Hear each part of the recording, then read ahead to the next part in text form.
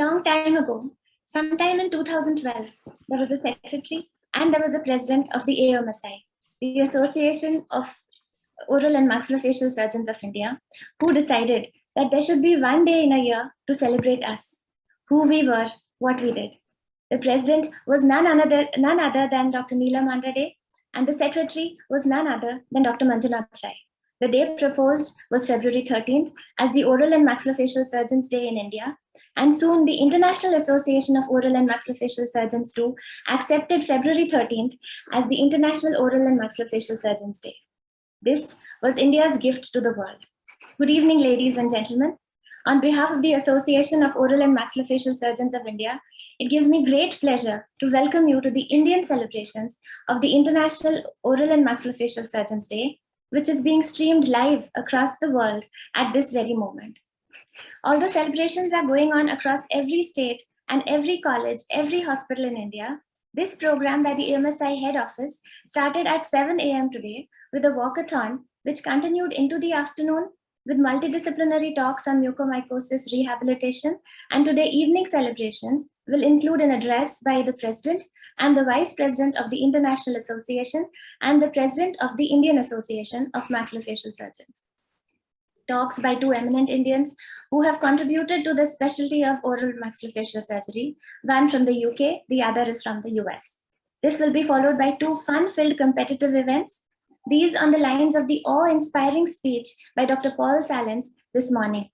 Look at all other artistic fields apart from medicine and surgery also.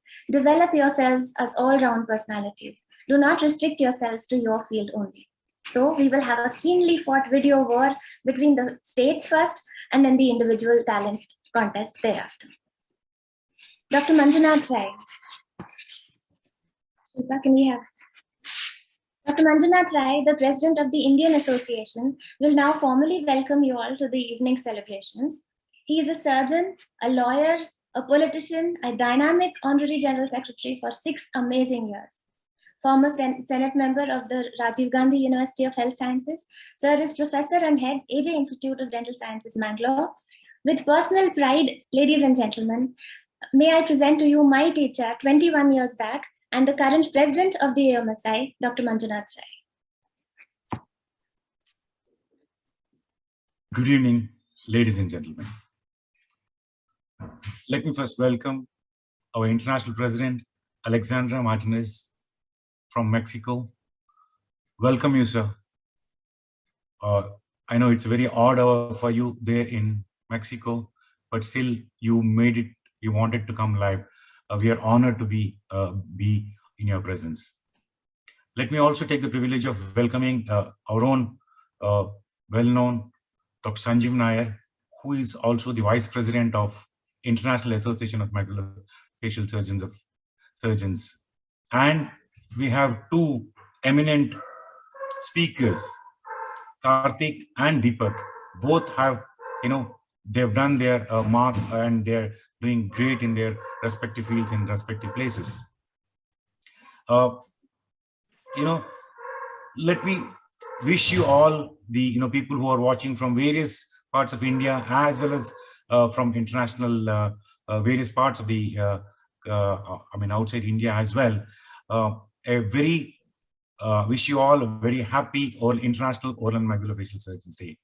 It brings me immense pleasure and joy today as I cherish this online presence of so many colleagues from across India and far end of the globe. I'm overwhelmed by the enormity of this congregation, all brought together for the one cause, that is oral and maxillofacial surgery. I, on behalf of our association, that is AOMSI, deeply honored to welcome you all. As Dr. Sonal mentioned, when the idea of OMFS Day, we all decided we should have one day in 2012, Dr. Neelam and along with other EC members. So it was conceived 10 years back. Never we realized, we thought it's going to be such a big, huge, it's going to turn out to be an international event one day. But we are very happy and, the way the things are going. And because now this has become an international event and associated initiative improving the presence and reach of OMFS. Our life is said to be like a bicycle. To keep our balance, we must keep moving. Last 2 years witnessed the unprecedented pandemic situation, and when the going got tough, the AMSA conduct various events like webinars, panel discussions, and lectures to disseminate information across the globe. COVID-associated mucormycosis compelled us to communicate with each other regularly. And this helped the fraternity in early screening and prompt management. AMSA COVID Contingency Fund and other fundraising campaigns helped in providing financial support to patients undergoing treatment for mucormycosis. I would like to extend our gratitude to all people who played an important role in the fight against the COVID and mucormycosis. The morning event marked the theme of with serious discussion on mucormycosis, but evening we have a lecture target towards enhancing the safety measures in surgical practice. This idea has come from, I would like to say thanks to Dr. Sanjeev Nair, and he will brief you more about this, what exactly we are talking about. This is the safety in surgical practice. And to speak about it, we have two eminent speakers and giving their perspective, one from US and one from UK. And it's on a Sunday evening. It's we should not say that it's not all serious about it. I mean, all work and no play makes Jack a dull boy. So, and upcoming events, we have a talent show, which is we have received around 75 videos from delegates and postgraduates. All of them has been screened and judged, and it will be played. And also we have one of the unique feature about AMSI is we have 22 state chapters and one from the defense. So we have received around 20 videos of various aspects of maxillofacial surgery, and that is also being judged, and it will be played between 6 to 7. So a lot to come, and we are, and at the end of it, we are going to announce the results as well as. So hold your breath, let the roller coaster ride for the evening begin. So thank you very much and welcome you all. Thank you, Mr. President, sir. From the Indian President to the International President, Dr. Alejandro Martinez, he is trained both in Mexico and in the United States with chief interests in orthodontic surgery and TMJ.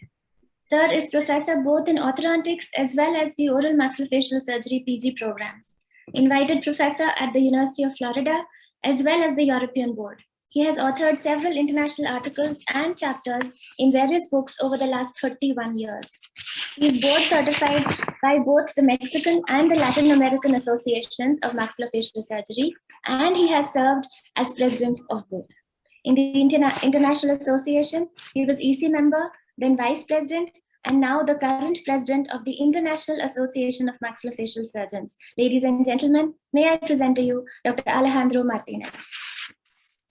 Thank you, Madam Dr. Sonal. Dear Dr. Namanjunas Rai, President of the AOMSI Association, Indian Association, and thank you for inviting me here. It's my great pleasure and my honor to be this early morning from Mexico with you live. And I want also to thank all members of your directive committee and executive committee, your international representative, as well as the state representatives. Dear Association of Oral and Maxillofacial Surgeons of India members, thank you for accepting me to be with you. I want to mention how important the Indian Association has been for IOMS during the years. You have been always, most of the time, among our top 10 countries in terms of memberships. And usually you've been between the 4th or 6th place as our biggest members association. Thank you very much for supporting the IOMS. In terms of engagements, the Indian Association is very important. Your next gen committee is always very, very active. With most of the time, next gen committee has 50% of applicants in IOMS. In the conference with the Asian Association and IOMS last year, we had 126 registrations from the Indian Association with 52 abstracts. With the conference with ALACIBU, the Latin American Association, and IOMS last year, even being such a different time between these two continents, we got 47 registrations from India and 12 posters. With fellowships application just last year, 44% of the applications came from India. Also, Indian Association has been very important. We have IOMS former president, Kishore Nayak, who is my friend, and he's guilty of why I am here.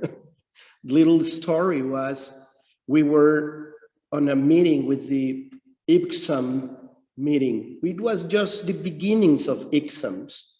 And I was told to have the decision or stay in IPSAMs or stay with the executive committee of IOMS, that I could not have two positions. And Kishore immediately chatted me and said, Alex, I need you in IOMS executive committee, not in IPSAM. Please keep in the executive committee. So I said, well, Kishore is my hero, is my friend. I want to be like him someday. So I listened, Kishore, and that's why I'm here. Also, the Indian Association has a vice president, Dr. Sanjeev Nair, who I'm very proud and glad that he is my friend. And we want to thank you, the Indian Association, because you have centers that allowed us to keep with the fellowships. And we are hoping that after this pandemic slow down as it is going on, to restart again with those fellowships. So thank you for allowing us to have them there. Thank you for teaching us and teaching our residents too. And last but not least, we have been very supported by you with all those IPSAM certifications. You are a country that are given an example. I was telling Dr. Sonal that I am the Indian Association fan. Last time I was there was 2019 at Bangalore in one of your meetings, and you allowed me to present and lecture.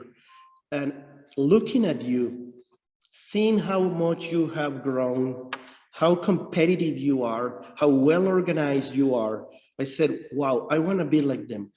I would wish that Mexico, all Latin America could be like you are. It's amazing. I'm your fan on that point. And for sure, Dr. Rai, I hope that we can have some reunions between the Indian Association directors with ALACIBU. You are an association that gives an example to all Latin America and to all the world. So thank you for your leadership. And thank you for accepting me to give just a few words. And I want to congratulate all of you for this OMFS International Day. Thank you very much. I know you're going to speak on a very important topic on safety in OMF. And I know that my dear friend Deepak, who is an expert, and he will tell us what to do on this topic, but I just want to give you some facts, little facts that we need to take care about this. September 17th is World Day for Patient Safety. And in US, there are around 400,000 patients that die because called medical errors, but those could be preventable deaths. More than 3 million preventable deaths a year in the world. Just Latin America, 2016, 1.7 million preventable deaths were reported because cardiovascular problems, cerebrovascular and respiratory diseases. It is World Health Organization thinks that reported that 134 million suffers for some medical damage in countries with low and medium incomes. And 50% of the medical budget is in the correction of medical mistakes. So this is a financial impact of $1.26 trillion on preventable deaths in countries with low and medium incomes. The other problem we have with this, let's call it preventable death pandemia, it's those errors because of legal problems are not, there is no knowledge, no one says nothing about it. So we don't have a learning curve. IOMS is a member of Patient Safety Movement since 2019. Patient Safety Movement was founded in 2013, actually with more than 49 countries affiliated, 4,700 hospitals affiliated. So they are been working globally with seminars, lectures, congress, families reunions to help them. And patient's family must be in the center of all these problems. So the group, the G20, the group of the 20 countries with most incomes, the World Health Organizations, Patient Safety Movement, IOMS, all regional associations, national associations, we need to be and stand all together to promote best practice and avoid preventable deaths. Dr. Rai and dear Indian Association of OMS, congratulations for this day. And it's my great pleasure and honor to be with you this morning. Thank you very much. Thank you very, very much, sir, for those kind words and for the extreme love that you have showered upon us, the Indian Association, sir. From the president now, over to the vice president of the International Association, our very own Dr. Sanjeev Nair, who has extensively trained in India and abroad with special interests in oncology and vascular lesions. Sir was instrumental in getting the Journal of Maxillofacial and Oral Surgery, the official publication of the Association of Oral and Maxillofacial Surgeons of India, PubMed indexed during his tenure as the chief editor. Sir was President AOMSI in the year 2014-15. He is the lead consultant at Jain Hospital and professor and head at BIDS Institute, Bangalore. Vice President of the International Association, may I welcome Professor Sanjeev Nair to introduce the theme of the day, Safety in Surgical Practice, and also introduce our esteemed speakers.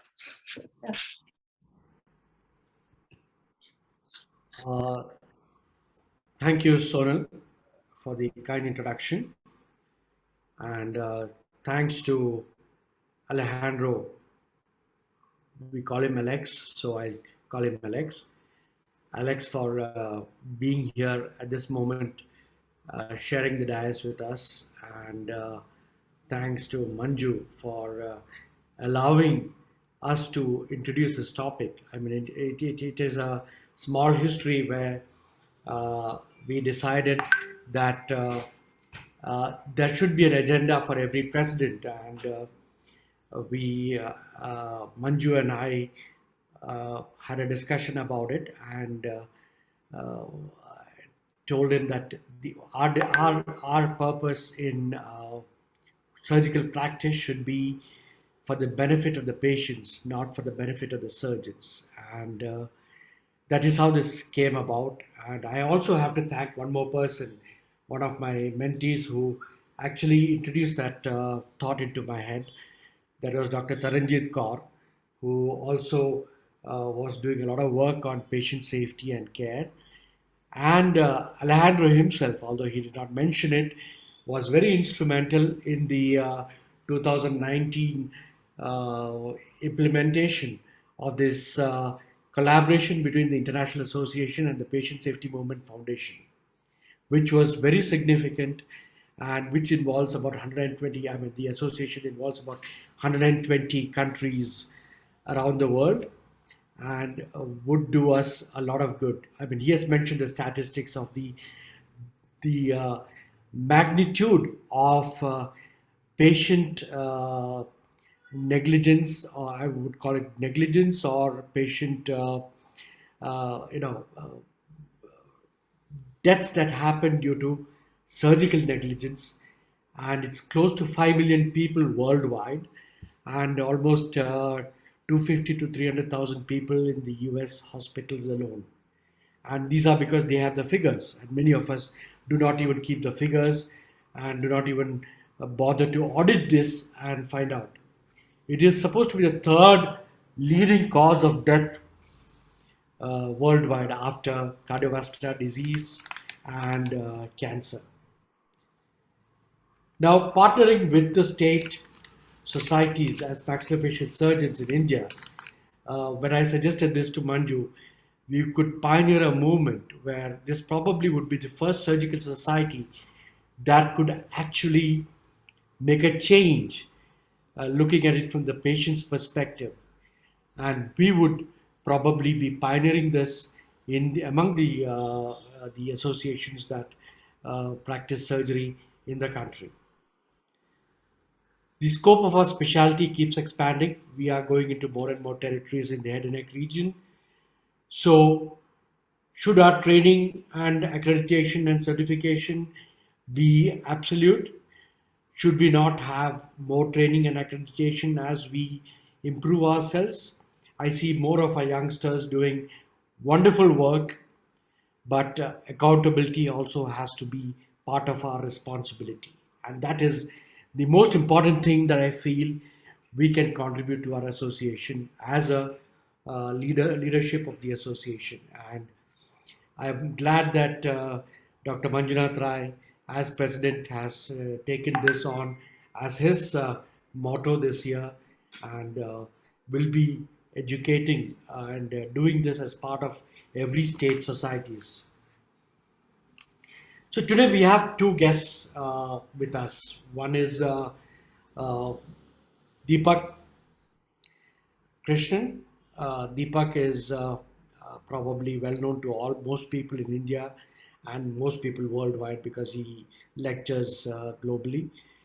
He is the chief and chair of the maxillofacial surgery program in Cincinnati, and also examiner, very senior examiner in the American Board of Maxillofacial Surgeons.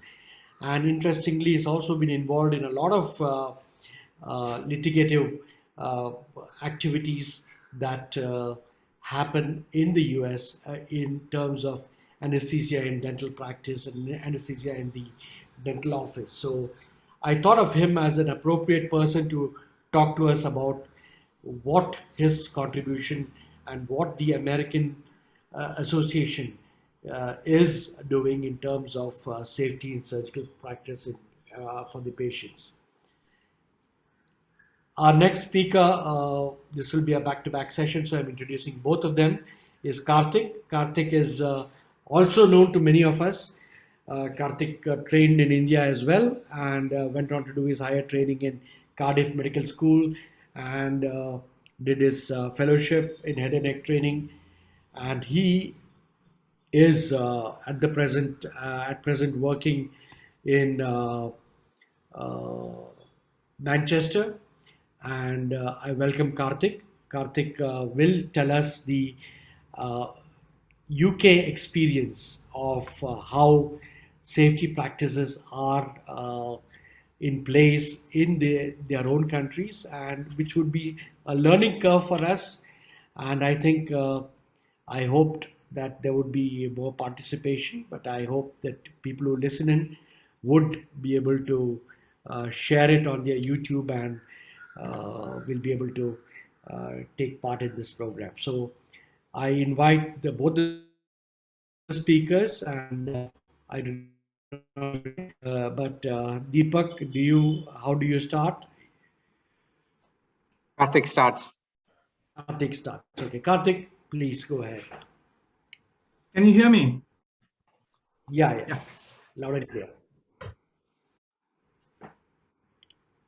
International maxillofacial greetings to you all.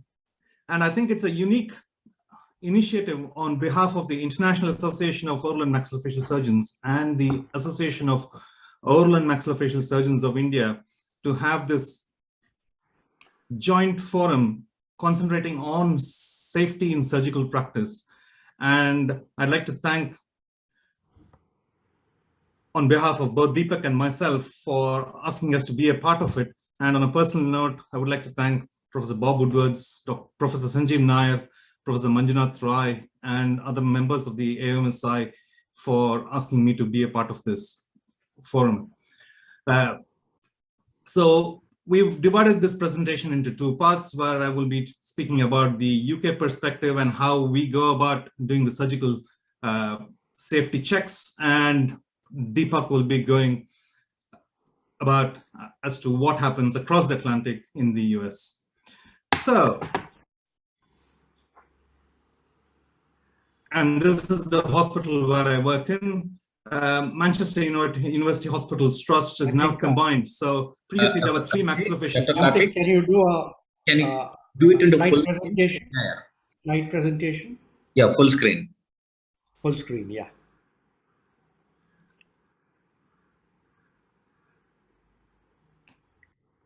You can just go to slideshow and yeah, start from beginning.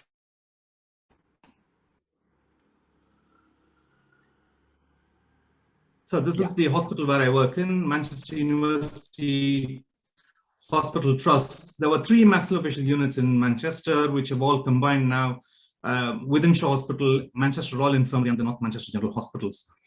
So General Medical Council is the all-powerful body in the UK, which concentrates on patient safety.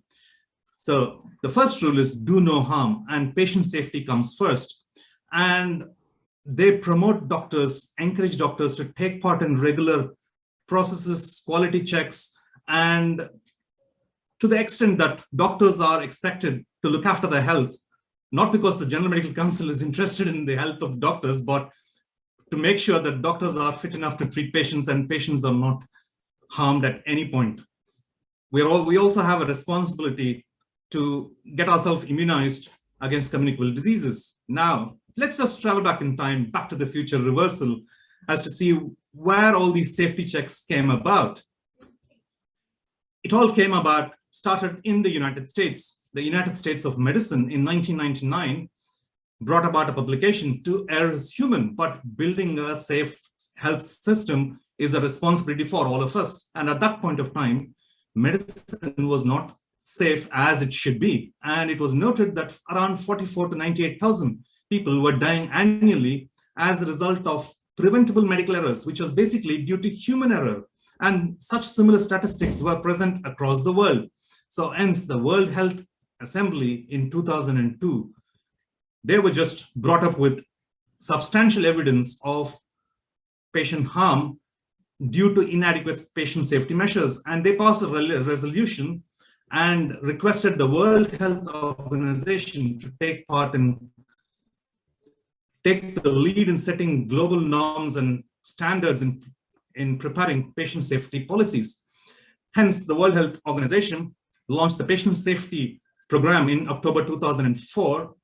And it was at this time the medical profession looked at other high-stake industries like the aviation industry and the nuclear power stations, which have multiple safety checks at every point of time. And this can be carried out by every member of the team, irrespective of the hierarchy. So anybody in the team can actually raise issues. And it was found that this actually helped to avoid critical steps, especially during pressurized environment. And one thing interesting which has come about by comparing our specialty with aviation and nuclear power stations was that all members are encouraged to speak out when there is a concern without the fear of having retaliation or facing backlash. So the WHO guidelines for safe surgery was brought about in 2009, and it was called Safe Surgery Saves Lives. So let's just go into how these were brought about. There was, from October 2007 to September 2008, there were 8 hospitals across the world. So there were countries from the higher socioeconomic status, poor countries, everyone was included in a program. And there were 19-point surgical checklist was brought about. And these checklists more or less encompass the 10 core standards for safe surgery, which was established by WHO. And the 10 core standards were: you operate on the right patient on the right site, you prevent harm from anesthetics, and you recognize complications early enough and avoid adverse drug reactions, and remember to remove all the sponges and instruments at the end of the operation.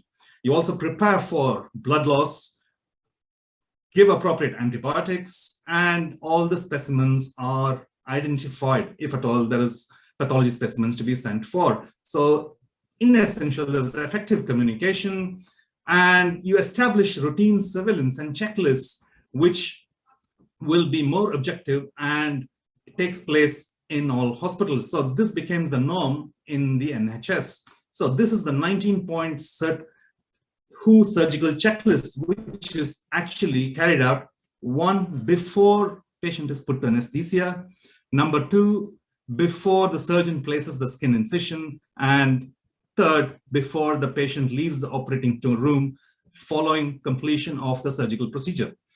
So as you can see here, as soon as the patient is wheeled into the operating room, the anesthetist and the anesthetic assistant, they check whether the site is marked, whether they have all the instruments for, if at all there's a difficult airway, like videos, and if at all is the patient allergic to any medicines, and whether high blood loss is expected. And then before the skin incision, again, you confirm the consent and you prepare yourself for any uncertain eventuality. So what did this do? It was found after the introduction of the safety checklist, there was a 36% reduction in major complications, which is like more than 1/3, and 47% reduction in 30-day mortality rate, which is like almost 50%. And hence, the WHO standard checklist was introduced globally in 2008, and in 2009, the National Patient Safety Agency in the UK recommended that all NHS organizations adopt the WHO surgical checklist for both local anesthesia and general anesthetic procedures. So I'll just go through briefly as to what happens to a patient who has been listed for surgery from an outpatient clinic. So the patient comes in for a preoperative assessment, which is separate from the surgical procedure day. So the patient comes in, sees a nurse, has an extensive history, and everything is documented, sees the doctor, and patient is consented well in advance. So patient is given enough time to think about the procedure, consented, has an anesthetic review. He's also seen by the speech and language therapist, dietitian, if appropriate, and all the blood investigation scans are all checked and made sure everything is in place. Some units have also introduced the enhanced recovery after surgery protocol, which encompasses a checklist to make sure that patient is being reviewed by all appropriate professionals. And on the day of the surgery, this is an extensive checklist, which is actually filled by the doctors on the left-hand side. You can see that the operating surgeon fills in, makes sure that the patient's identity is confirmed, checks the documentation are all in place, and marks the operated site. On the right side, it's the nurses. The nurses fill in all these forms, which include whether the patient's wearing glasses, whether they've got hearing aids, whether they've got like pacemaker. It is an extensive process, and you've got these like vital signs are checked for the patients. Following this, you have the venous thromboembolism, which plays a big part in the UK, because trusts are fined if it is found that less than 97-98% of the patients have not had VT assessment prior to surgery. So trusts are actually financially viable, and like they are actually, it's the trusts are taken down. So on the day of surgery, this is what happens. We have what is called a huddle, where all the theater staff, including the scrub nurses, the anesthetic assistants, the surgeon, registrars, trainees, observers, everyone who's going to be present in theater on that day introduces themselves. And what actually happens is we go through the operating list and make sure that the list is in order, make sure that the operating list, if there's any alterations, the anesthetist and the surgeon decide on whether any changes to be made and how much time is each procedure takes place, how much blood loss is expected. So everything is done during this huddle. And the importance of this huddle is everyone is encouraged to speak up irrespective of hierarchy. So anyone can raise concern if at all it's noted that there is some mistake going on.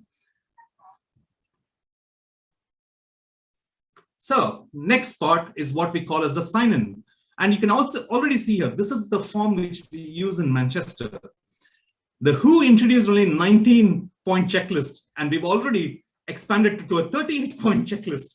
Now we can be criticized as to whether this is necessary, because all this takes time. And there are, as we encourage everyone to raise concerns, a porter or even a nurse transferring the patient will refuse to transfer the patient if the patient site, operated site, is not marked. Now, do we have to mark a site for a tracheostomy? There's only one trachea on the body. You can't go wrong with a tracheostomy. And I've seen surgeons argue with people saying that does not need marking. But unfortunately, it is there in the checklist, follow it.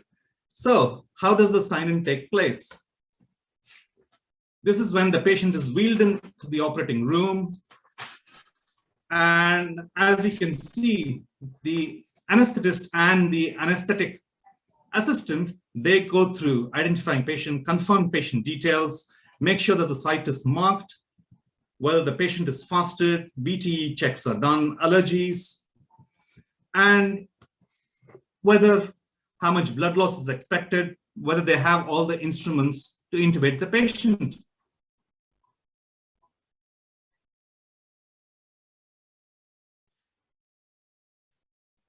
And as you can see, this patient was scheduled for a neck dissection, marked on the left side, and everything is explained to the patient while the patient is in the operating room.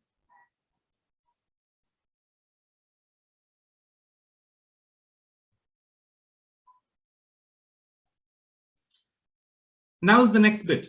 Now this is called the timeout, which is the middle part of the form where the checklist takes place just before the surgeon places the incision. So just before the procedure is started. So here you can see that the patient is now transferred to the operating table following induction of anesthesia.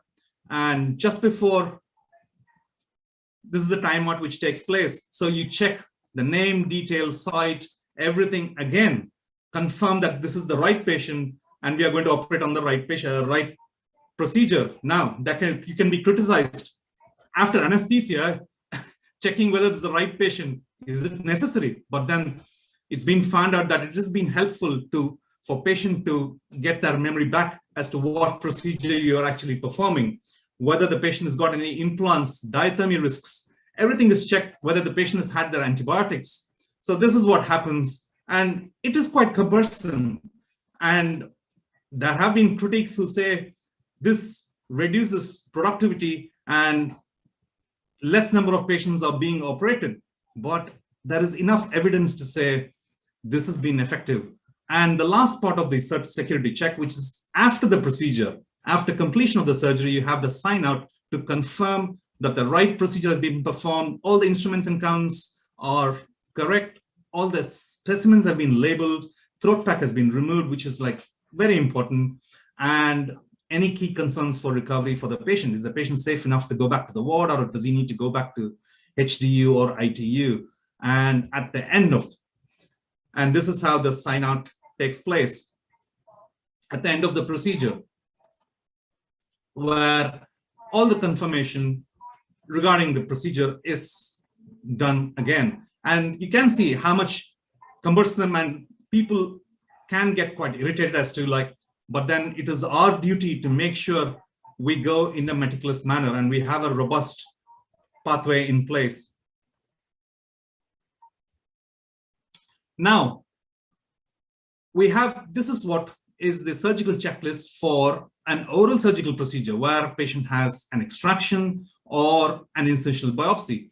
So a patient having an extraction, we are expected to confirm with our assistant as well as to the right tooth is extracted, because in the UK, tooth extraction is a never event. And it's very important that we extract the right tooth, or you will be standing in front of the General Dental Council. Now, where are we now? Has surgical checklists been very helpful? Now, in 2018, 10 years after the surgical checklist was introduced, a man was circumcised when he had actually turned up to have a cystoscopy. How did this take place? We got multiple checklists. This shows common sense still plays a very important role, irrespective of whatever critics say. We have to be very meticulous with the checklists, because this patient was operated under local anesthesia and he was compensated £20,000 for the wrong operation. And when he was, when in the court, when he was asked as to what was he doing, he said he got distracted by the nurse. And this was a true story. So all we can say is to err is human and mistakes will happen, but it's our duty to make sure mistakes are reduced and there is robust checklists. Now over to Deepak. Thanks, Karthik. Let me share my own screen so I can advance my slides myself, if that's okay with you. Yeah. All right. So Karthik has has provided a perspective that is how things are done in a large practice or a national health practice in the UK. I wear a different hat in the US. I am a chief of a large educational organization with a lot of trainees in here. And I also have an administrative role being a medical director for all of the ambulatory surgical centers for University of Cincinnati Health, which is the enterprise that manages all our practices. You know, he mentioned the document that came out in 2000 called the Err is Human. Err is Human being everything started from there. 20 years later, what have we learned? We learned that people are not to be blamed. It's not the doctor or the nurses or the porter or the patient to be blamed. It is a system error that comes through. Also, we have learned that the staggering statistic that 4 lakh deaths occur because of medical errors annually in the United States is wrong. So if you look at that number, that's about 62% of all hospital admissions in the US per year in year 2000. That cannot be right? So in 2019, there was a nice study in the UK, and in 2020, the same thing was replicated in the Norwegian countries. And what they have found out is that that number is way smaller than that. And it's just public health hyperbole that suggests that, you know, in fact, as contrary to what Dr. Nair suggested, medical errors are not the 3rd largest cause of death after cardiovascular disease and cancer in the US especially. We don't have numbers from elsewhere, but it is a smaller problem than we think it is. Having said that, it's a problem regardless. And the problem was not individuals. The problem is thought to be mistakes that occur often because of series of miscommunications, loss of information, or other systems. When you look at any safety model, it's like stacking up Swiss cheese. Swiss cheese has holes, and not one hole will stack up over another. If you stack things up, there'll be one hole that connects through and through. And if you look at a system in its concept, you know, you put safety checks in place so that one hole doesn't line up with the other. It stops things from passing through. You just need to make sure that all the holes stop one another and that one hazard doesn't go through. And when things leak through the Swiss cheese model is when a permanent loss occurs, which is a never event. I mentioned that I'm an academic surgeon. and I teach surgery. So in the 1800s, this is how we taught surgery. There was somebody like Dr. Nair or Dr. Alejandro Martinez that stood at the head of the bed, and an apprentice like me was operating, and then there were dental students and medical students that sat around and watched things going. Well, ironically, things haven't really changed much, and this is how we still teach surgery sometimes, right? Look at the number of personnel that's involved in a particular room. There could be inexperience associated with this. There could be a number of people associated with it. Too many hands not thinking along the same side as too many heads. And so there's a lot of room for error in teaching institutions, just as much as there is error in a single practice institution or a single practitioner institution where complacency might be an issue. When you look at training, there's this concept called Dunningkruger Zone or a graph. And there is the concept of self-perception of competence versus real competence. And it so happens that the younger we are, the more we tend to believe that we know everything and that things can't go wrong with us. And that's somewhat adaptable to what we know as a risk in patient safety, because the younger somebody is in their career, the more likely they're supposed to make mistakes. And the older we get, you get somewhat more competent. The problem, of course, is this perception that, the less competent person has, that they really overestimate their competence. Yeah, I've read about these things about patient safety. I've listened to lectures from all over the world about patient safety. I'm completely aware of it, and I will not make a mistake. It's the worst mistake you could make. What one realizes as one gets older and starts getting a gray beard like I do is that the more competent people tend to have tendency to underestimate their competence. So I am at that stage in my career where I am really worried about, am I really good at what I do? Can I be better?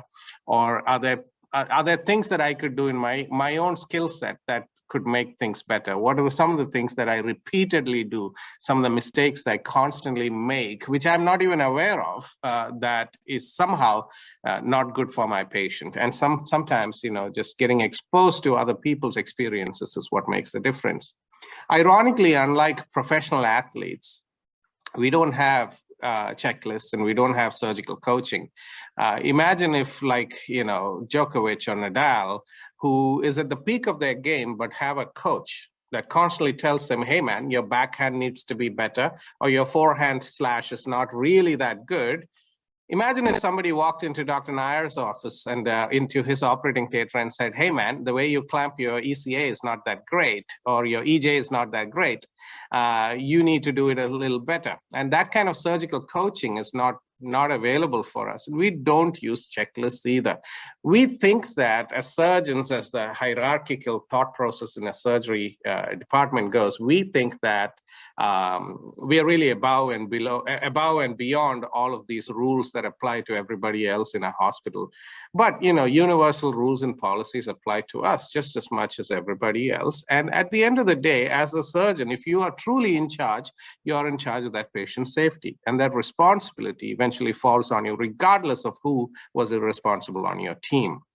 Sometimes it takes national initiatives to get to that point. What happens also is that if as an organization, as a national organization such as AOMSI or a national organization such as AAOMS doesn't take an initiative, some random never event will occur somewhere that relates to our specialty, the lay press gets a hold of it, and it becomes a huge issue throughout the world.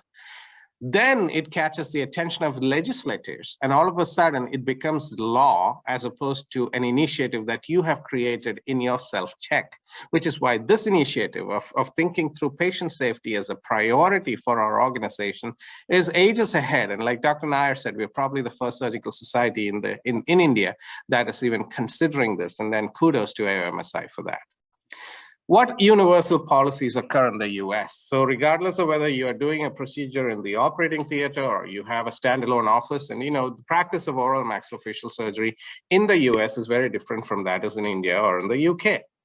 The 6,500 oral and maxillofacial surgeons that are currently in active practice in this country, and majority of them, 80% or plus of them, have a standalone office, which is outside a hospital system, and their priority is office-based anesthesia and office-based minor surgeries. Only about the remaining of them actually do operating room-based practices or university practices. And all of these universal policies that we take home from our operating theaters and our hospitals are analogous to what we do in sports. It's a timeout, right? So stop doing whatever you're doing. Everybody listen to the one person who's speaking. Let's all have a plan. Let's come together with that plan so there's no deviations from that plan, so we can kick a goal or hit a sixer, right? So this is a procedure that I did last Tuesday. So this person was having a right-sided total joint, a TMJ arthroscopy, and I am supposed to, as a surgeon, go in and mark the patient. Now, you would think that X marks the spot. In the US, you cannot put an X because that would mean not here. So I have to physically write down Deepak Gopalakrishnan, or I just write Deepak GK or DGK on the side that I need to operate. Even if this is a bilateral TMJ arthroscopy, I have to go and put my initials on it. Like Karthik said, we have the arguments that there's only one nose and I'm only going to do a rhinoplasty on this nose, not on this nose, but I still need to mark this. Now, why do we do that? Because it's a universal policy that it has to be, the site of operation has to be identified, and that site of operation has to be identified regardless if there's no other site. So urology in particular has a problem with this when they're trying to operate on human genitalia, male genitalia especially. Now, when I take this further to my practice in the office, official timeout. This is how we do a timeout. Date of birth, 11/7/96. The procedure to be performed is extraction of 4 wisdom teeth, possible cornectomy 1732. We have accurately and completely signed a procedure consent form. Site marking is here, completed on the tooth chart. It's visible on the diagram. Patient is placed into the correct position. Imaging is available, verified by the name, the date of birth, and MRN here. And then no antibiotic indicated. Fluids are going in. And safety precautions. Risk of airway fire if we utilize Bowie, which we're not. We have sharps that we're accounting for. Gauze and throat pack and things like that we're aware of. There won't be a specimen, and this concludes the timeout. What time is it? 9:45. So everybody in the room is aware of what is being done. Everybody on the team stops doing whatever they're doing and pays attention to what we're doing. In the US, the #1 cause of litigation against an oral maxillofacial surgeon is a wrong tooth extraction. And we'll go into some of the numbers. So which is why it's very important for us to mark the number of teeth that we need to take out. Now, of course, you're looking at a US numbering system, so it's not what you're used to looking at. In particular is the case when an orthodontist sends you 4 premolar extractions that need to be removed for pre-orthodontic therapy, or deciduous teeth extraction, or a tooth number 8s that look like they're number 7s that have not erupted and things like that. There is a room for error there that may happen even in the most experienced hands, because you're rushing through getting to do everything that you need to do in that day. The timeout sheets are standardized regardless of where you are, and they kind of smaller for the ambulatory outpatient practice. And this is what we do every day. So Friday, today's Sunday morning here, Friday I had 18 procedures in the office. 18 times I went through this. And I can tell you it doesn't take any more time than you think it does, because at the end of the day, it costs money if I make an error. And this is a very litigious society. There is an organization called Oral Maxillofacial Surgeons National Insurance Corporation, OMFS, that insures majority of the surgeons in this country. And everybody is essentially covered for malpractice through this one particular entity. They started in 1988, and from 1988 to almost 2008, they had paid out over $6 million for wrong tooth extractions. And the last time they counted it was over 15 years ago. And that was a 1 year alone, they had over $6 lakh paid out in indemnity payments for patients who had a wrong tooth extracted. Now you could imagine what that would mean if that translated in Indian rupees. When I go to the operating room or the major operating theater, there's a bigger timeout. Now, depending on some particular hospital, so when I go to Children's Hospital, their alert scale is much higher than in my adult hospital, because they just are a little bit more bureaucratic than you would imagine it to be. Every single time I have to not only identify the patient, but I also have to identify myself. And I walk in and out. I have 4 or 5 procedures in a day. Every time I have to go back in and say, I'm Dr. Krishnan, I'm the surgeon. Everybody in the room kind of goes around and says, I'm so-and-so, I'm so-and-so, and I do this and this. So by around the 4th time, I'm super annoyed by the whole business. And I say, I'm Dr. Krishnan. I enjoy taking long walks on a beach with my wife and my dog. And I go into all these annoyances and I get written up by a nurse all the time. But this, last night I was up draining an abscess and an osteomyelitis, and I got a chance to record what I do. Date of birth is 2/25/1951. He has allergies to lisinopril. He is consented for incision and drainage of left perimandibular abscess. Antibiotics? Not indicated at this moment. We'll give it after, if you guys request after we send out samples. Yeah. He's going to go track you, and then is he staying the night? Yes. Okay. Any questions, comments, concerns? Yeah. All agree? Yeah, we're treating his low potassium, low mag, and then we'll continue with that. So now there are, newer things that are components of the timeout, including is the patient being COVID tested, vaccinated, and things like that, which I hope will be 2 more steps that'll go away.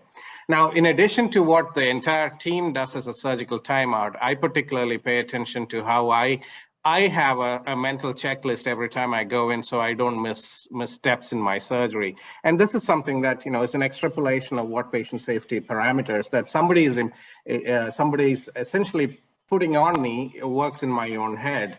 So when I do bigger, I have a practice of extensive dentofacial deformity corrections. I get a lot of patients that need something bigger than a standard Le Fort and BSSO.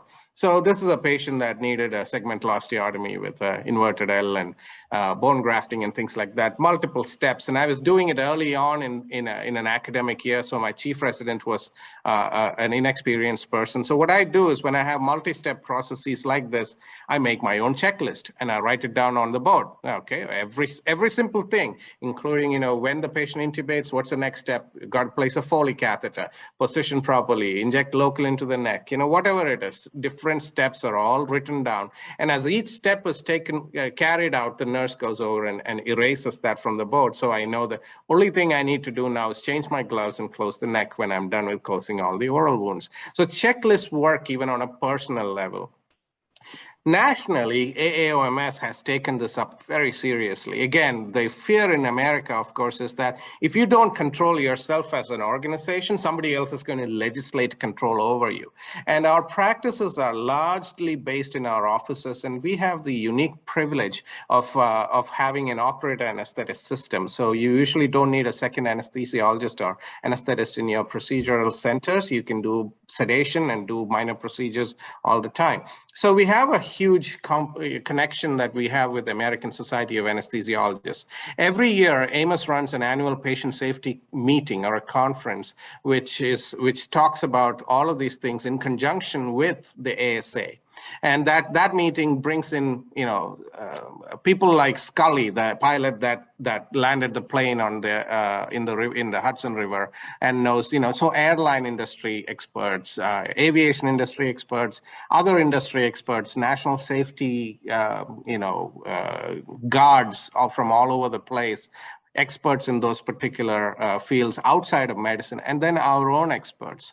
In addition to all of this, AMOS has started this huge initiative called the AMOS Simulation Program. have invested over $3 million in a national center for innovation and education where we have simulation centers. And the idea is that there is a decline, there's a decay of skills of those things that you don't do routinely, which might save somebody's lives.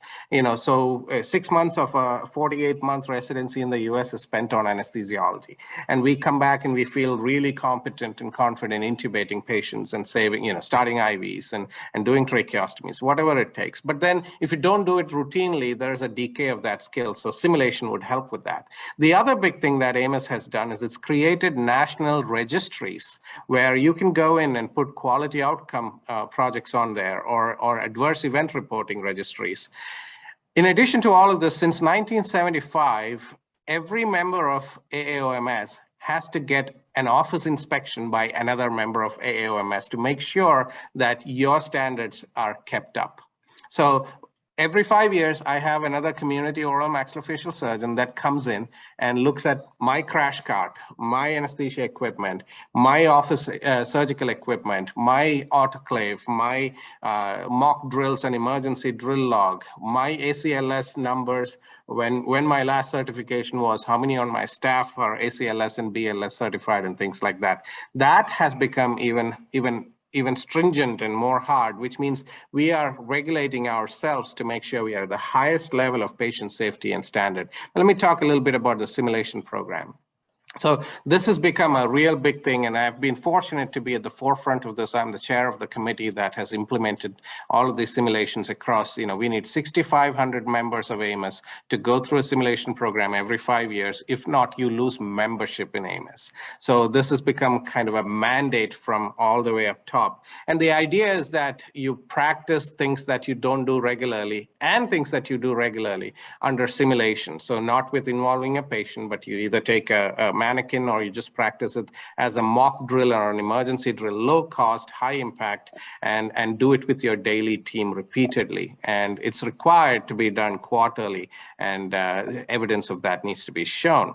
We're not a stranger to simulation. We've had, dummy heads and fake teeth all through dental school. And we've been doing these things, simulated practices of surgical and dental skills throughout our careers. We've been having plating workshops. My interns come in, they have an intern boot camp every year, and they learn how to suture on pig's feet and learn how to place arch bars on, and we do mock board exams. This is Fred. Fred is my mannequin. I keep him around in my office. He's sitting in the resident office on the nurse's station. We occasionally pull him up randomly and put him in an operating chair, and then we make people do CPR on him and intubate him and things like that. And what we have realized is that not everybody has the same level of skill set, or not everybody is prepared to do things the same way that somebody else needs to be done. So it reveals flaws within your own system. So in case you have to have somebody provide CPR, I realized that our most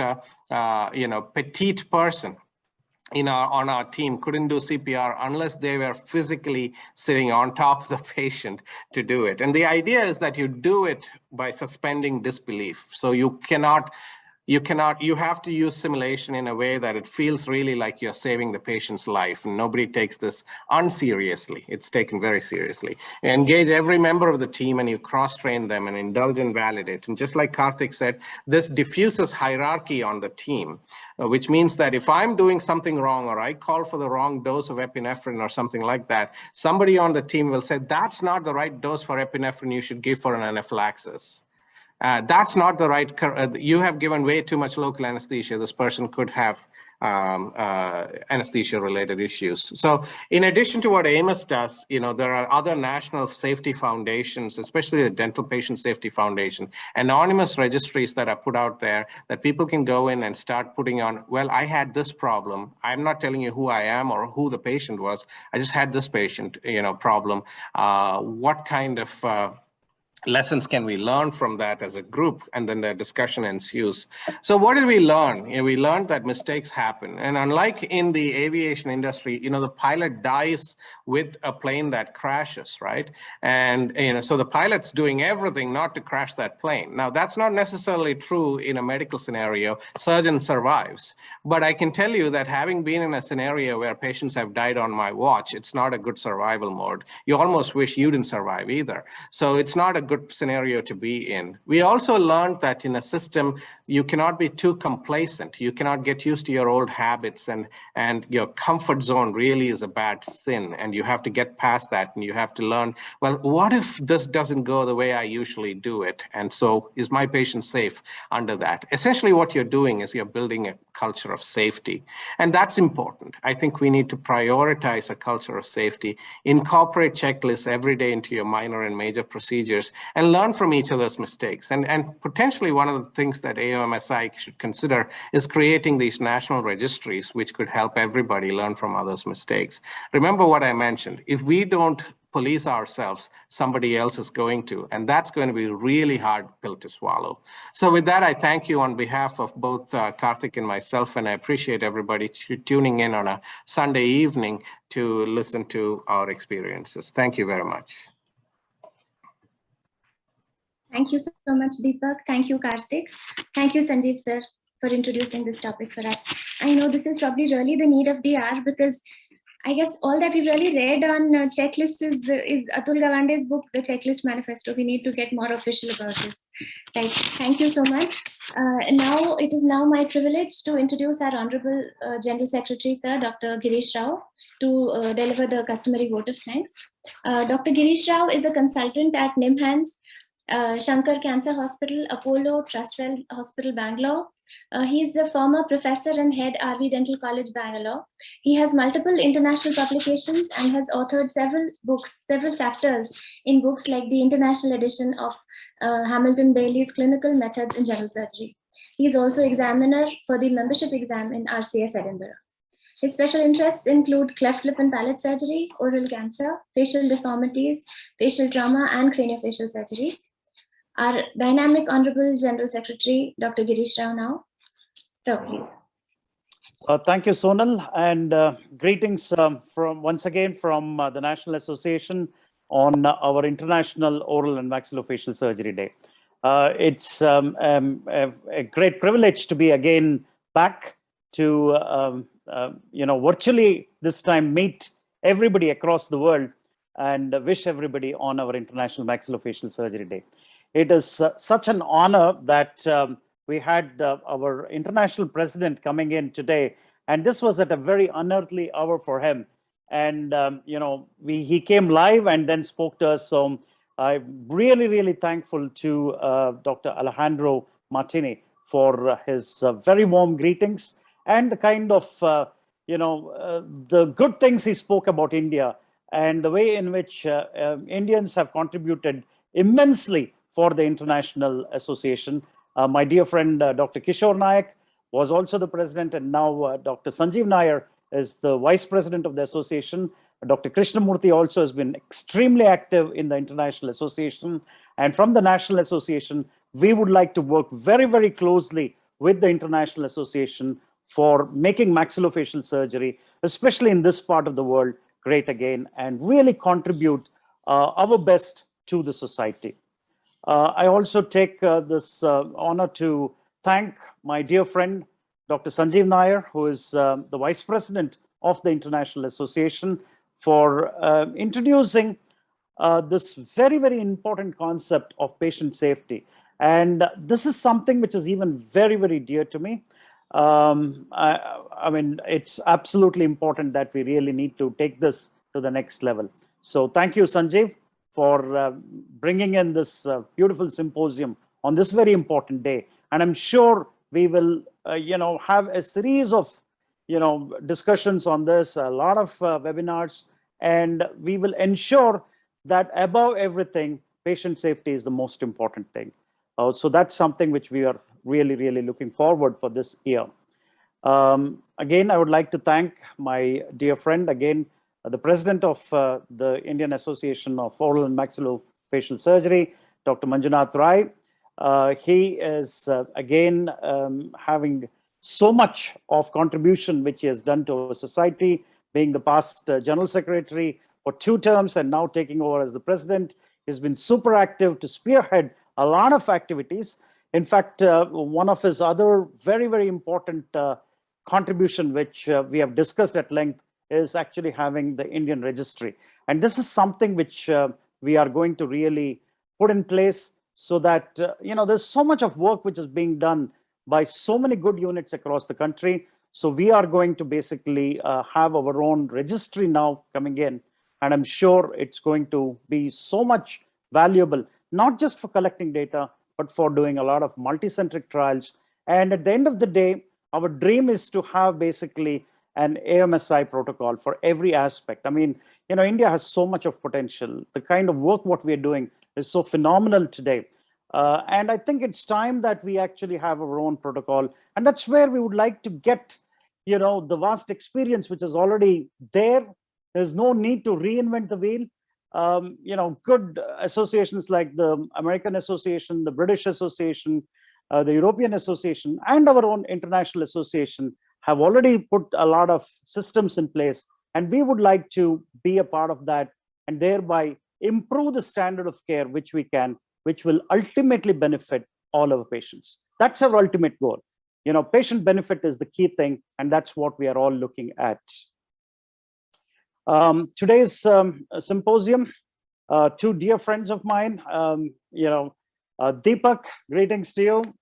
It's such a wonderful, thing to hear you after a long time. Deepak was also working with us when he was with Kishore Nayak many, many years ago, and we used to go out for beers together. So it's such a wonderful thing to hear him.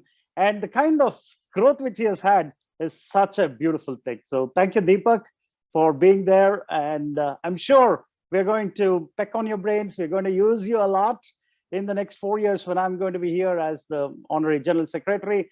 And I'm sure we're going to implement a lot of things. We need your help. Thank you very much. Karthik Rajaram, again, thank you very much, Karthik, for this wonderful lecture and bringing in the UK perspective. In fact, I also worked for a short period of time in Manchester Royal Infirmary in the early 90s. So it's nice to see that you are there. And I'm sure we will be working very, very closely together for these surgical safety protocol. I too believe in this important book. Oops, that's Atul Gawande's Checklist Manifesto, which is also one of my favorite books which I've ever read. And I think that's absolutely important. As an association, we are going to imply these things and help everybody. Moving forward, we're going to have a wonderful evening today. The social event's going to start too. After the technical bit, which we had in the evening, we had a wonderful program in the morning too. We started off with the walkathon, and then we had a beautiful program on mucormycosis, reconstruction, rehabilitation. The next program which we are going to have from the association is the interstate video competition. And this is something which, again, our president was very keen to involve everybody, all the state chapters, the presidents, the secretaries, the executive committee members, everybody were charged up to create videos on the different subspecialties. We listed about 10 subspecialties in the maxillofacial surgery. It's trauma, orthognathic, or implants, whatever it is. And we decided basically on a democratic way to allot to each state on a chit pickup. So each state sure has done some wonderful videos. Unfortunately, because of the time constraint, we will not be able to show all the videos. We've chosen only some of the best ones. And it was very carefully judged in a very unbiased way. So even I don't know who the judges are. So it's absolutely important that we keep it till the end to know who wins it on this day. So it's going to be a fantastic thing. And the coordinators have put in for this interstate video a lot of effort. And I would like to definitely thank Dr. Jimson, who has been instrumental in coaxing everybody and making sure that people really do a lot of effort in doing this. Similarly, Dr. Arjun Krishnadas has also contributed a lot for this. Gaurav Gupta, Alankar Saha, and Pranay Pardesi. All these people have really put in a lot of effort for this program. So I'm sure our interstate video competition is going to be a super successful program. This is going to be followed by AMSI Has Talent too. A lot of, senior practitioners to postgraduates have hidden talents, which we have asked them to display today. Again, we had a phenomenal number of entries for this. It's extremely difficult for us to choose everybody. I'm sure we're going to have another day, which is going to be a completely talent day itself. A whole day we can probably spend for that. And I'm sure you're going to entertain us. Let's have a great time. I'm sure it's going to be extremely, extremely entertaining. At the end of the day, I would also like to thank our host today, Dr. Sonal, for creating such a wonderful, wonderful program. Thank you, Sonal. And at the back end, two people I would really, really like to thank. From the Avon Logistics, from morning they have been with us. It's absolutely important that we really share our gratitude to Praveen and Mrs. Shilpa. Both of them have really, really contributed such a wonderful program for us. Thank you, Praveen. Thank you, Urpa. And thank you, Shilpa. I'm sure we are going to really, really have a great time today. Thank you very much, Sonal. Thank you, everybody, for this wonderful evening. All the members across the country, across the world, this is a day for us to celebrate.